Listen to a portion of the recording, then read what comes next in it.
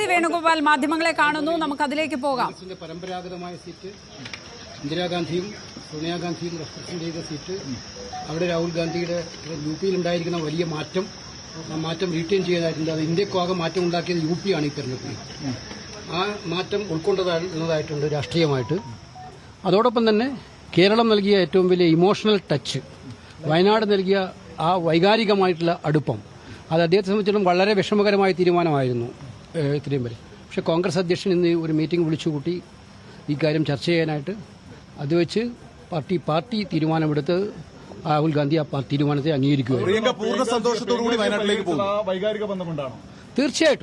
തീർച്ചയായിട്ടും പ്രിയങ്ക ഗാന്ധി പാർട്ടി ആ തീരുമാനം പറഞ്ഞപ്പോൾ പ്രിയങ്ക ഗാന്ധി അത് അംഗീകരിക്കുകയായിരുന്നു. കേരളത്തെ സംബന്ധിച്ചിടത്തോളം തുല്യ മധുരം തന്നെയാണ് ഇത്.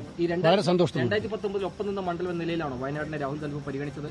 അല്ല, അത് രാഹുൽ ഗാന്ധി 5 വർഷമായിട്ട് അവിടെ ഉണ്ട്. അവിടുത്തെ ജനങ്ങൾ കൊടുത്ത ഓരോ വിസിറ്റിലും അദ്ദേഹത്തിന് വരുമ്പോൾ അദ്ദേഹം പറയാറുണ്ട് എനിക്ക് ഈ നാടിനെ മറക്കാൻ പറ്റില്ല എന്ന്. അപ്പോൾ അത്രയും സ്നേഹവും വാത്സല്യവുമാണ് നൽകിയത്. അദ്ദേഹത്തിന്റെ ഒരു ഇത്രയും നല്ല സ്നേഹം നൽകുന്ന ജനങ്ങളാണെന്നുള്ളത് അദ്ദേഹം പറയുമായിരുന്നു എല്ലായ്പ്പോഴും.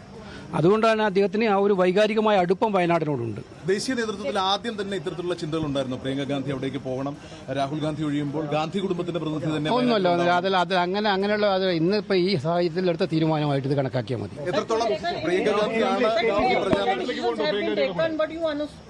Already announced. How do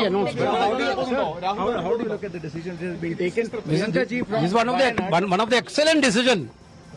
One of the excellent decision. Are you not happy?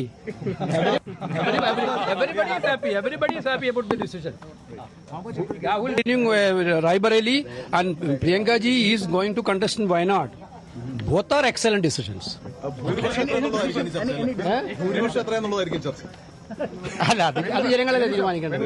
ഞങ്ങൾക്ക് ആത്മവിശ്വാസമുണ്ട്, നല്ല ആത്മവിശ്വാസമുണ്ട്. Wait and see. You will get a news. വനിതാ ശാക്തീകരണം കൂടിയാണ് കോൺഗ്രസിന്റെ ലക്ഷ്യം. No, that we will already. Congress President told you that decision we will take later.